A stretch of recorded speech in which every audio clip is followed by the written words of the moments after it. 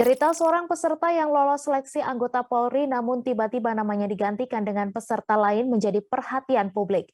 Pasalnya, peserta yang diketahui bernama Fahri Fadilah ini sebelumnya telah dinyatakan lolos seleksi. Bahkan Fahri berada di peringkat 35 dari 1.200 peserta yang mendaftar. Ia juga telah mengikuti bimbingan pelatihan selama 6 bulan menjadi anggota Polri.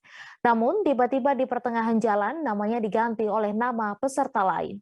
Sontak, Fahri mempertanyakan hasil keputusan Polri dalam proses rekrutmen Bintara Polri tersebut. Kejadian ini kemudian direspons oleh anggota Komisi 1 DPR RI, Hillary Brigita Lasut. Melalui unggahannya di Instagram, Hillary mengapresiasi upaya Polri dalam melakukan seleksi rekrutmen anggota barunya. Namun sebagai lembaga tinggi negara, semestinya Polri dapat memberikan alasan kuat mengenai keputusan yang diambilnya. Menurutnya, jika sejak awal Fahri tidak lolos tes kesehatan, seharusnya Fahri tidak masuk dalam daftar nama kelulusan seleksi penerimaan Bintara anggota Polri. Hillary juga mengatakan Fahri sudah lulus di beberapa sekolah kedinasan lain yang sebenarnya bisa dipilih. Terlebih, Fahri adalah anak yang berprestasi. Dengan keputusan Polri, Hillary berharap permohonan Fahri untuk dapat diberikan kesempatan membuktikan hasil tes matanya di rumah sakit pembanding dapat diterima Polri. Sehingga Fahri dapat segera menyusul teman-temannya untuk mengikuti pelatihan.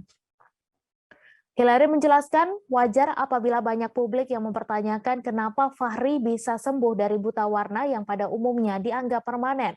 Namun saat ini sudah ada diagnosa pembanding yang bisa menjadi pertimbangan tim seleksi Polri.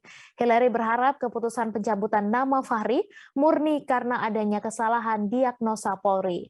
Tak hanya Hillary, publik pun berharap Fahri dapat kembali bergabung dengan teman-teman seangkatannya. Jangan lupa subscribe, share, komen, dan like ya.